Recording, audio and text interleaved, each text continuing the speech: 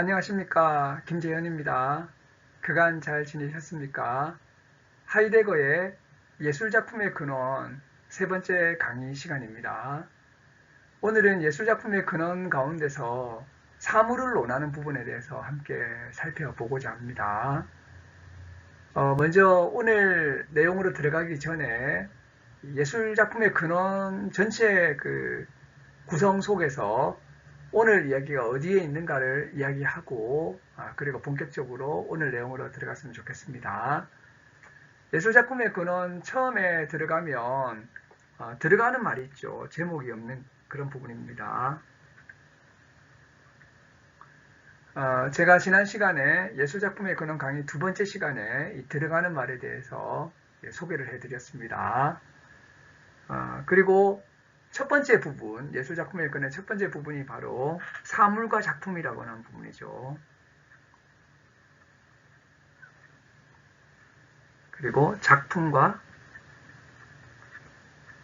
진리, 그리고 진리와 예술. 이렇게 예술작품의 근원은 크게 세 부분으로 구성되어 있죠. 그래 나서 나중말, 보탰말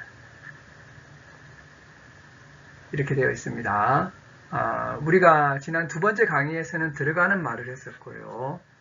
오늘은 사물과 작품 가운데 첫 번째 부분을 하게 될 것 같습니다. 이 사물과 작품에서는 사물, 도구, 작품 이렇게 다루게 됩니다. 사물, 도구, 작품 이렇게 다루게 되는데 오늘 우리는 사물 부분을 공부하고자 합니다. 그래서 이제 첫 번째 부분의 첫 번째 파트 이 부분을 우리가 한번 보고자 합니다. 하이데거는 사물의 사물 존재 딩자인이라고 할 수 있죠. 혹은 이제 사물성 딩하이트를 알고자 합니다. 길가의 돌, 단지 속의 우유, 그리고 칸트의 사물 자체, 딩안지히, 심지어 신도 사물인 거죠. 딩이라고 하는 거죠. 영어로 싱이죠. 이 사물이라는 개념이 쉽다면 쉬울 수 있지만 사실 굉장히 어려운 개념이죠. 어쨌든 이제 이 사물이라고 하면 길가의 돌에서부터 신에 이르기까지 일체의 존재자가 다 사물이고요. 이 thing이라고 하는 말에도 우리가 알 수 있듯이 이것은 것이라고 하는 것도 되죠. 것.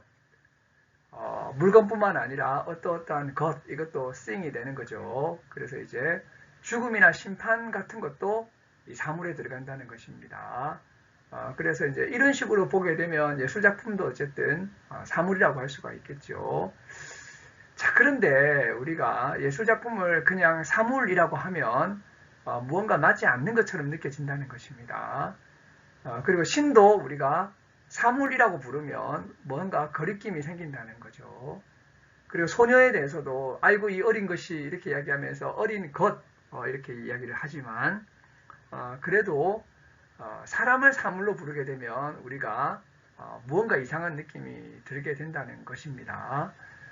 심지어 노루나 풀잎도 생명을 가지고 있으니까 이것을 사물이라고 부르기에는 뭔가 좀 이상한 마음이 든다는 거죠. 자, 그럼 우리가 사물이라고 부를 때 큰 이런 이제 거리낌이 없는 것은 뭐냐? 망치나 신발이나 시계 같은 거죠. 근데 망치, 신발, 시계는 단순한 사물이 아니라 도구라는 것입니다. 자, 그래서 이런 거 다 빼버리고 나면 신도 우리가 사물이라고 부르기에 뭔가 신을 사물이라 불러도 되나 이런 생각이 들고 사람도 사물이라고 부르기에는 사람이 곧 사물은 아니지 뭔가 이렇게 사물이라고 부르기에 거리낌이 생기고 동물이라든지 식물도 사물이라고 부르기에는 생명을 가지고 있고 망치, 신발, 시계는 도구니까 또 순전한 사물이라고 부르기에는 어렵다는 거죠. 그러면 이제 뭐 우리가 사물이라고 쉽게 부를 수 있는 것은 흙덩이나 나무 조각 같은 거는 우리가 이건 사물이라고 부를 수 있다라고 하는 것입니다. 자, 그러면 이러한 사물, 이 사물의 사물성, 딩하이트는 어디에 있는 것일까? 이렇게 이제 도대체 이 사물성의 본질은 무엇일까? 이렇게 궁금하다는 것입니다. 자, 그래서 이미 오래전부터 사물의 사물성이라고 하는 것은 척도를 제공하는 결정적 존재로서의 역할을 해왔다는 거죠. 자, 그래서 우리가 이 이제 사물이라고 하는 것이 이제 존재자하고 깊은 연관을 맺고 있으니까 이 존재자에 대한 전승된 해석에 따라 가지고 사물의 사물성을 한계 짓고자 한다라고 하이데거는 이야기하고 있다는 것입니다. 그래서 사람들이 존재자를 어떻게 해석해 왔는가? 지금까지 이걸 통해서 우리가 사물의 사물성을 한번 알아보자라고 하이데거는 이야기하고 있다는 것입니다. 자, 우선 그 그리스 철학에서 사물을 이해한 방법을 먼저 보자는 거죠. 사물의 사물성에 대한 해석은 크게 세 가지로 요약될 수 있는데요. 우선 첫 번째로는 이제 그리스 철학자들의 사물 해석을 보자는 거죠. 그리스 철학자들은 실체와 속성으로 사물을 이해했다는 것입니다. 실체와 속성. 그래서 이제 여기에서 실체라고 하는 것은 눈에는 보이지 않지만 사물의 핵심을 이루고 있는 거죠. 여기 이제 핵심이 있다는 것입니다. 사물의 핵이 있고 이 핵에 여러 가지 속성이 달라붙어 있다는 거죠. 어떻게 보면 여러 가지의 속성이 달라붙어 있을 수 있는 그런 핵심을 말하는 거죠. 이러한 핵심을 그리스 사람들은 뭐라고 불렀냐면 휘포케이메논이라고 불렀다는 것입니다. 휘포케이메논. 이 휘포케이메논이라고 하는 말은 뭐냐면 아래에 놓여 있다라는 말이죠. 그러니까 이런 속성들 아래에 놓여 있는 상태. 그리고 이 속성들을 뭐라고 불렀냐면 신베베코타라고 불렀다는 것입니다. 함께 달라붙어 있다라는 말이죠. 이것은 그래서 실체와 속성, 이 말은 어떻게 보면 아래에 놓여 있는 것과 거기에 부대해 있고 달라붙어 있는 것을 이렇게 이야기했다라고 할 수가 있다는 것입니다. 그래서 이제 이것은 그리스인들의 근본적인 경험을 언어로 표현한 거죠. 존재자의 존재에 대한 그리스인의 근본 경험이었다는 것입니다. 자, 그래서 이 당시에 이런 핵이 되는 것을 뭐라고 불렀냐면 두 가지로 불렀던 거죠. 휘포케이메논. 휘포케이메논, 아래에 놓여 있다라고 하기도 했었고, 그리고 휘포스타시스. 이거는 아래에 서 있는 걸 말하는 거죠. 어떻게 보면 이 둘은 같은 거였다는 거죠. 휘포케이메논이나 휘포스타시스는 같은 거였다는 것입니다. 자, 그런데 이 휘포케이메논은 라틴어로 번역되면서 수브액툼이 되었고 휘포스타시스는 서브스텐치아가 된 것이죠.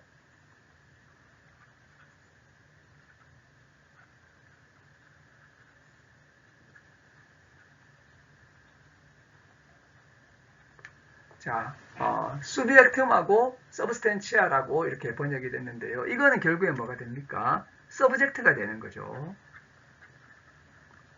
이거는 서브스탄스.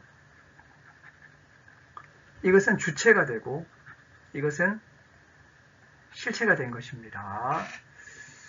자, 그리고 이제 신베베코타는 악시덴스가 되어서 이제 속성이 된 것이죠. 자, 그러면 원래는 어떻게 보면 같은 핵을 말하는 거였는데 아래에 놓여 있고 아래에 서 있었는데 이것이 갈라져 가지고 주체와 실체로 이렇게 이제 갈라지게 되었다라고 이야기를 하고 있다는 것입니다. 어쨌든 이 이제 휘포케이메논, 휘포스타시스에는 신베베코타라고 하는 혹은 이제 신베베코스라고 하는 이러한 속성들이 달라붙어 있었고 이게 이제 그리스 사람들이 이렇게 사물을 이해하는 방식이었다고 이야기할 수 있다는 것입니다. 자, 그래서 그 사물의 사물성은 뭐냐? 우유적인 속성을 지닌 실체, 실체 플러스 속성이 바로 사물의 사물성이 되는 것이고요. 이것은 이제 그 주어와 수어의 관계하고 평행을 한다는 거죠. 주어 수로 관계, 주술 관계하고 평행한다는 것입니다. 그래서 이제 그 주어와 수로, 주어의 자리는 뭐가 오는 거죠? 실체가 오는 거죠. 수로의 자리는 속성이 오는 것이죠. 그래서 이제 문장이 만들어지게 되는 것입니다. 아리스토텔레스가 이렇게 범주론에서 명제론으로 넘어가게 되는 것이죠. 사실 주어만 있으면 참 거짓도 없지 않습니까? 망치 이래가지고는 뭘 말하는지 알 수가 없죠. 망치는 무겁다든지 분필 이래가지고는 그 분필에 대한 어떤 이제 그 내용이 없지 않습니까? 대상만 있지. 그런데 분필은 하얗다든지 근데 노란 불필이면 이것은 거짓이 되고 하얀 불필이면 참이 되는 거죠. 자, 그런데 이제 그 하이데거가 여기서 지적하고자 하는 것은 뭐냐 하면 실체 속성이라고 하는 사물의 사물성과 주어 수라고 하는 이런 이제 문장의 구조가 서로 평행한다는 것입니다. 그래서 이제 이런 걸 보게 되면 사물 구조와 문장 구조의 근본 관계가 매우 탄탄하고 확실한 것처럼 보인다는 거죠. 자, 그런데 여기서 이런 생각을 해볼 수 있다는 것입니다. 우리가 실체와 속성으로 생각하는 이런 사물의 구조는 사실은 이 문장의 구조에 의해서 임의로 기획된 것이 아닐까. 문장이 주어 수로로 이루어져 있으니까 우리가 이런 이제 사물도 실체 속성으로 생각한 것이 아닐까라고 한번 생각해 볼 수 있다는 거죠. 아마 이런 생각을 했던 분이 니체가 아닌가 싶습니다. 그래서 이런 생각은 얼핏 보기에는 매우 비판적인 생각으로 보이지만 하이데거는 이것은 상당히 경솔한 견해로 이렇게 이야기를 하면서요. 이렇게 말하기 이전에 문장 구조와 사물 구조 중에 무엇이 우선적인가를 밝혀야 된다라고 이야기를 하고 있다는 거죠. 그래서 이제 그 문장 구조와 사물 구조 사이에는 어떻게 보면 이 둘 사이에 공통적인 더 근원적인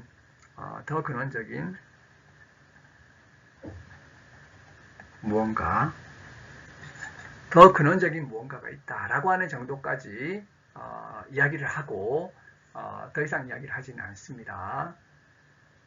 이런 이제 그 이야기를 함으로써 실체 속성에 대한 전통적인 이런 이제 그 사물에 대한 관점, 실체 속성이라고 하는 전통적인 사물에 대한 관점에 대한 이야기를 넘어가고요.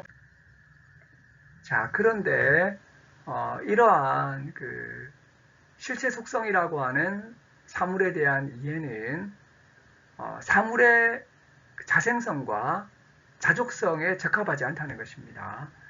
하이데거가 보니까 사물이라고 하는 것은 저절로 자라는 어떤 특성을 가지고 있고 사물이라고 하는 것은 자기 안에 고요하게 서 있는 그러한 자족성을 또 가지고 있는데 사물에 그런 특징이 있다는 거죠. 자생성과 자족성이라고 하는 측면이 있는데 실체 속성이라고 하는 것이 이러한 자생성과 자족성에 적합하지 않은 그런 규정이라고 하는 거죠. 자, 그래서 어쩌면 이런 사물의 진정한 사물성을 알기 위해서는 사물에게 일종의 트인 곳을 마련해 줘야 된다는 것입니다. 독일어로는 ein freies Feld라고 하는 일종의 자유로운 장이죠. 직역하게 되면 자유로운 장. 사물에게 이런 자유로운 장을 마련해 줌으로써 그래서 이제 이렇게 그냥 자유롭게 내버려 두면 사물이 자신의 사물적 성격을 직접 나타내 보인다는 것입니다. 이렇게 실체 속성으로 규정하기 전에 어떻게 보면 이렇게 자유로운 곳을 마련해 줘야 되는 거죠. 그러면 사물이 자신을 직접 나타내 보이게 그렇게 해야 된다는 거죠. 그렇게 하기 위해서는 사실은 사물과 우리 사이에 끼어들 수 있는 모든 것을 제거하고 사물의 현존에 이제 내바뀌어져야 되는 이러한 이제 일이 필요하다고 이야기하고 있는 것입니다. 네, 이렇게 얘기한 다음에 하이데거는 두 번째 사물 정의를 이렇게 논의하게 됩니다.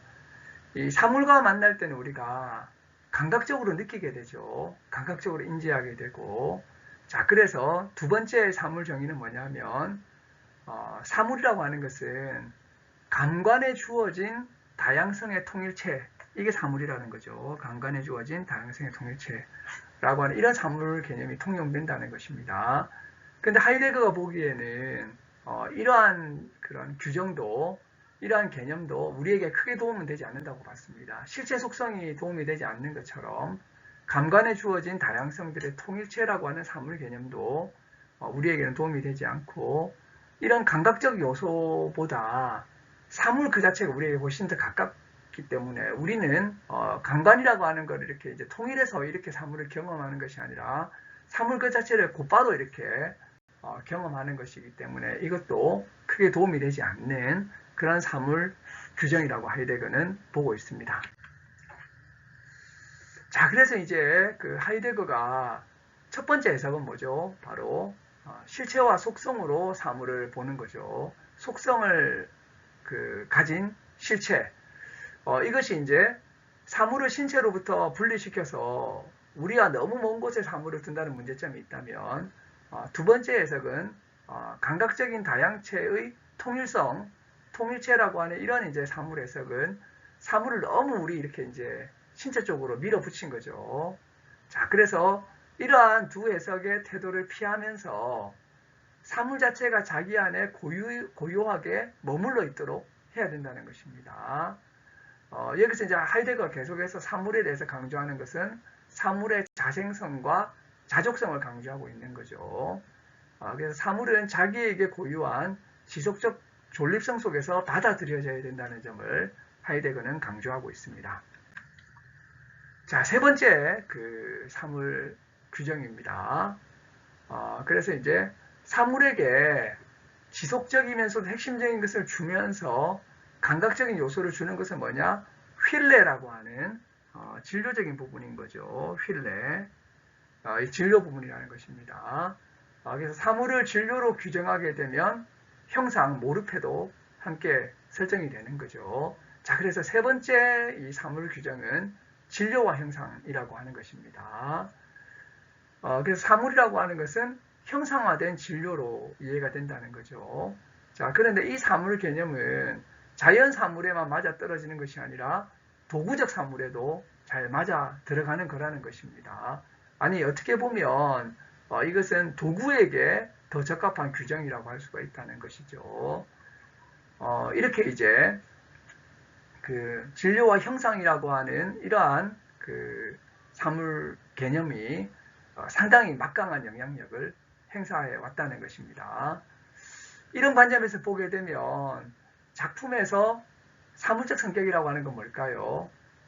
명백히 이제 작품을 구성하는 진료가 되는 거죠.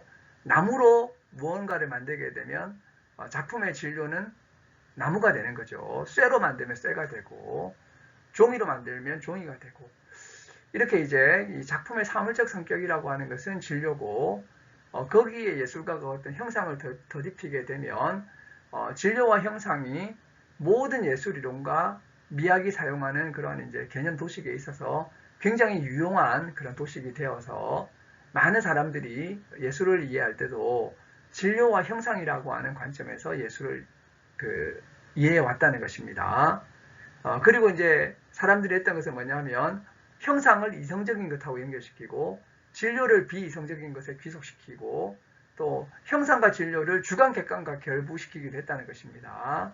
형상이라고 하는 것은 이제 주관하고 연관이 되는 것이고 진료는 객관하고 결부되는 것이고, 근데 하이데거는 이러한 방식으로 사물을 이해하고 이러한 방식으로 예술을 이해하는 것이 바람직하지 않다라고 생각을 하고 이러한 해석에 대해서도 의심을 표명하고 있다고 하는 것입니다. 자, 그래서 사실 하이데거가 보기에는 형상과 진료라고 하는 것은 음료를 담은 단지, 그리고 이제 도끼, 신발 같은 어떻게 보면 도구에서 볼 수 있는 거죠. 그리고 하이데거에게는 형상이 진료의 종류와 선택을 결정한다고 봅니다. 그래서 이미 형상이 먼저 있고 그 형상이 진료를, 형상의 어떤 이제 활용에 맞는 그런 이제 진료가 선택된다고 본다는 것이죠. 그래서 이제 진료와 형상의 이러한 긴밀한 관계는 단지와 도끼와 신발의 사용 목적에 따라 미리 정해진다고 하는 것입니다. 그래서 형상과 진료의 선택은 용도성에 근거를 갖는다는 거죠. 그러고 보면 진료와 형상이라고 하는 것은 사물을 규정하는 데 적합한 어떤 도식도 아니고 예술을 규정하는 적합한 도식도 더더욱 아니라는 것입니다. 그럼 이건 뭐냐면 사실은 도구의 본질에서 고유한 자리를 갖는다는 거죠. 그러니까 이제 이 서양의 어떤 사물 개념이 매우 왜곡된 것은 도구를 파악하는 그 틀로 사물을 보았고 또 도구를 파악하는 틀로 예술을 보게 되니까 어떻게 보면 사물도 예술도 올바로 제대로 알지 못했다라고 얘기를 하는 거죠. 그래서 하이데거는 사물이라고 하는 것도 전혀 다른 관점에서 우리가 바라보아야 한다는 거죠. 물론 이제 이 글은 예술작품의 근원이라고 하는 것은 예술작품을 이야기하는 것이고 예술작품의 근원을 이야기하는 것이기 때문에 이 사물에 대해서 더 깊게 많이 들어가지는 않습니다. 그러나 이제 하이데거의 사물 강의들이 있거든요. 사물에 대한 강의들이 있고 강연과 논문에도 이 사물 강의가 있고 이렇습니다. 그래서 이제 이러한 여러 이 사물 강의들을 보게 되면 이 사물에 대해서 하이데거가 굉장히 깊게 사유했다는 사실을 우리가 알 수 있고요. 그리고 진료와 형상이라고 하는 것이 많은 예술 해설과 예술 설명에 있어서 진료와 형상으로 예술을 설명하는 경우도 많이 있었는데 하이데거는 진료와 형상이라고 하는 것은 예술의 틀이라기보다는 예술의 도식이라기보다는 어떻게 보면 도구에게 가장 이렇게 걸맞는 그러한 구도라고 하는 거죠. 이렇게 이제 보면서 하이데거는 서양에 어떻게 보면 이 사물이 얘가 진료와 형상이라고 하는 것으로 이해되어 온 것이 굉장히 사물을 잘 이해하지 못한 그러한 전통이었다고 볼 수 있다고 본다고 하는 것입니다. 자, 그러면 이 도구라고 하는 것, 진료와 형상은 사실은 도구하고 굉장히 긴밀한 도구에게 적합한 그러한 구도인데 이 도구라고 하는 것은 사실 굉장히 또 이렇게 독특한 면을 가지고 있죠. 도구는 사물과 작품 사이에서 자기만의 위치를 갖는다는 것입니다.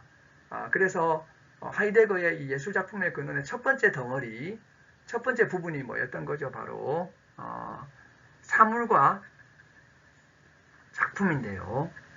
이 사이에 뭐가 있습니까? 바로 도구가 있는 거죠. 그래서 사물, 도구, 작품이라고 하는 이러한 이야기들이 사실은 첫 번째 부분의 주된 논의거리라고 하는 것입니다. 그래서 이번 영상에서는 사물에 대해서 이야기를 하고 다음 영상에서는 도구에 대해서 이야기를 하고 그 다음에는 작품에 대해서 이야기를 하려고 합니다. 어쨌든 이제 지금은 이제 사물에 대해서 이야기를 계속하고 있는데요. 도구라고 하는 것도 어떻게 보면 사물과 작품의 중간에 있는 것으로서 독특한 위치를 가지고 있다는 것입니다. 도구는 사물적 측면을 갖죠. 하지만 인간의 손에 의해서 산출됐다는 점에서 예술작품과 유사한 측면을 갖는다는 것입니다. 이 두 가지는 자연적으로 생겼다기보다는 인위적으로 만들어졌다는 점에서 유사성을 갖는다는 거죠. 그런데 작품은 도구하고 다른 면이 있습니다. 작품은 자족적으로 현존하고 자생적이고 무목적적인 측면을 갖는 점에서 이거는 이제 자족적, 자생적, 무목적적 이런 것은 또 사물하고 굉장히 유사한 면이 있다는 거죠. 자, 그래서 이 도구와 작품이 굉장히 유사한 그런 지점은 뭐냐면 바로 이제 인간의 손에 의해서 산출됐다는 점에서는 이제 도구나 작품이 유사하지만 이 둘도 유사성을 가지고 있다는 거죠. 뭡니까? 자족적이고 자생적이고 무목적적이고 이런 면에서 사물과 작품도 유사성을 가지고 있다는 거죠. 그래서 이렇게 평가를 합니다. 도구는 절반 정도는 사물이지만 오히려 사물 이상일 수가 있고 또 도구는 절반 정도는 예술이지만 예술 이상은 아니라는 거죠. 이런 식으로 사물과 도구와 작품이라고 하는 것을 이렇게 이제 위치 짓는다고 할 수가 있겠습니다. 네, 지금까지 이야기를 또 정리하고 넘어가 보면 이런 거죠. 하이데거가 보기에는 서양 역사에서 사물을 이해하는 구도가 세 가지가 있다는 거죠. 첫 번째는 실체와 속성, 속성을 가진 실체가 사물성이다, 이렇게 이야기를 했던 것이고요. 두 번째는 감각 다양성의 통일성으로 사물을 생각한 것이고, 세 번째는 진료와 형상이라고 하는 걸로 사물을 이해했다는 것입니다.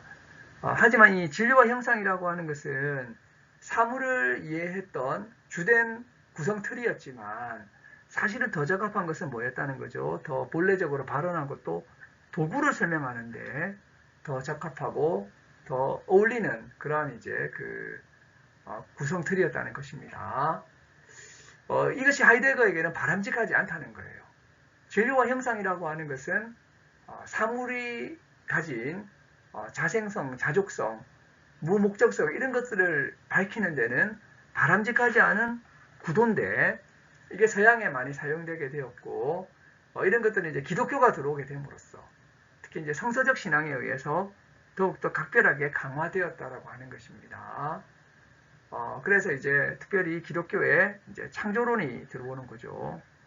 그리고 사물들은 피조물로 이해가 되는 거죠. 제작의 관점에서 이해가 되면서 이러한 이제 진료와 형상의 결합체로 사물을 이해하는 그러한 관점이 더 강화되었다는 것입니다.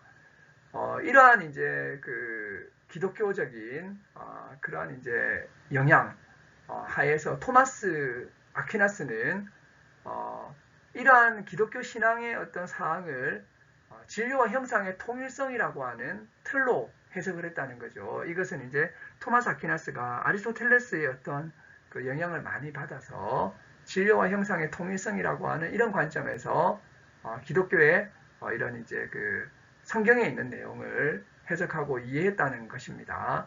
자, 그런데 중세시대를 지나면서 근대에 들어서면서 이런 이제 창조 사상이 중세시대만큼 위력을 발휘하지는 못하는 거예요. 사람들이 이제 이렇게 이제 창조 신앙을 안 가지게 된 것입니다. 그러나 중세가 지나도 근대에서도 진료와 형상에 의한 세계관은 존속할 수 있었다는 거죠. 그래서 이제 근대의 형이상학조차도 중세의 진료와 형상의 결합체라고 하는 구조 위에서 사물을 계속해서 생각하고 이해하려 했다라고 하이데거는 보고 있다고 하는 것입니다.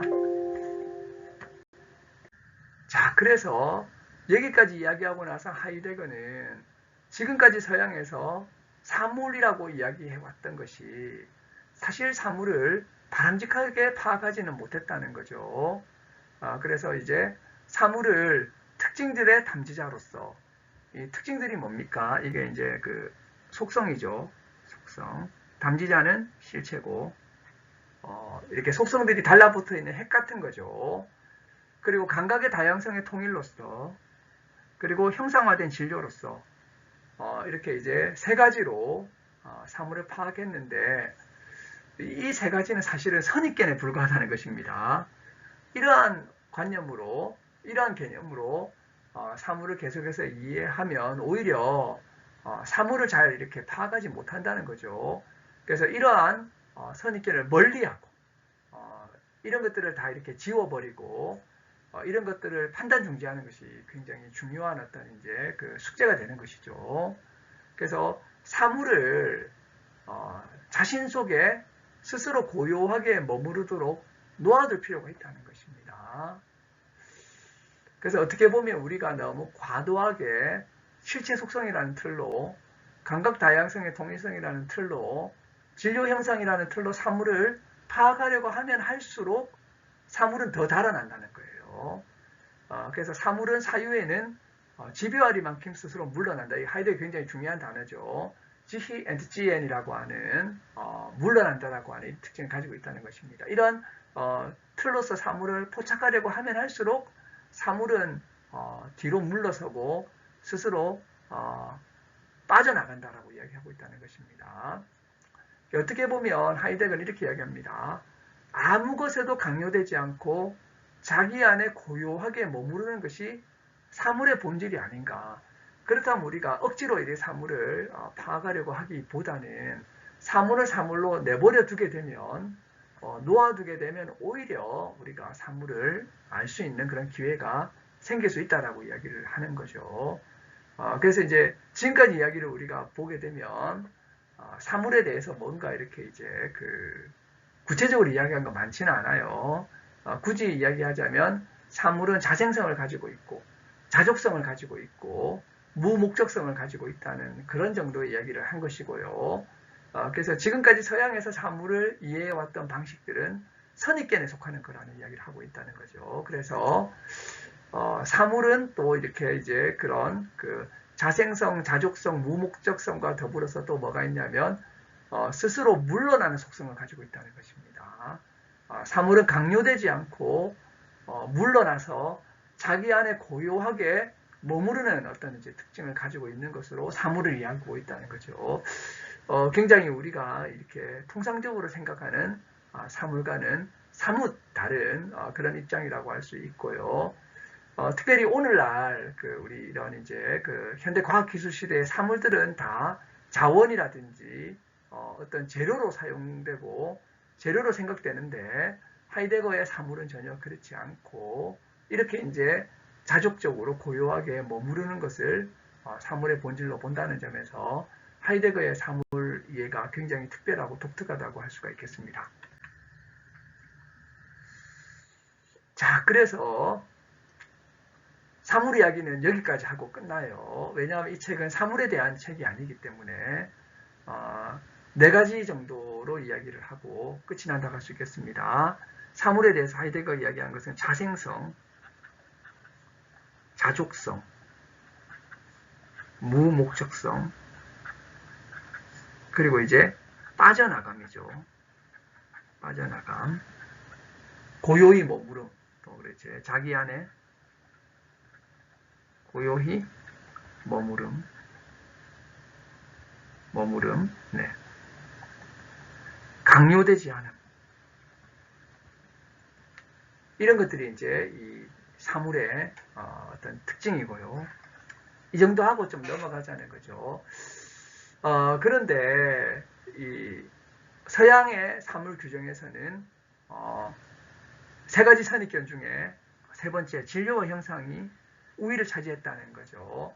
그런데 사실은 이러한 이런 이제 진료와 형상으로 사물을 이해했던 이런 방식은 사실은 이런 사물 규정은 도구의 도구 존재를 해석하는 가운데서 비롯된다는 것입니다. 자, 그래서 우리가 이제 논의의 주제를 도구의 도구성으로 넘어가자고 하는 거죠. 자, 그래서 이제 사물에서 도구로 이야기가 넘어가게 되는 것을 보게 됩니다. 그래서 도구 이야기를 하다가 결국엔 또 뭘로 넘어가냐면 작품으로 넘어가게 되는 거죠. 그래서 사물, 도구, 작품 이렇게 이야기가 되면서 어떻게 보면 첫 번째 어떤 이제 부분이 마무리가 되고 그래서 작품과 진리 그리고 진리와 예술 이런 식으로 하이데거의 예술 작품의 근원 논의가 계속해서 진행되는 것을 볼 수가 있습니다. 네, 오늘은 예술 작품의 근원의 본격적인 이야기의 시작, 이제 사물과 관련한 하이데거의 사유를 알아봤습니다. 우리가 다음 영상에서는 또 사물에서 도구로 넘어가서 하이데거가 도구에 대해서 어떻게 이야기하는지 함께 알아보도록 하겠습니다. 네, 긴 시간 강의 들어주셔서 감사합니다. 오늘 영상 여기서 마치겠습니다. 감사합니다. 감사합니다.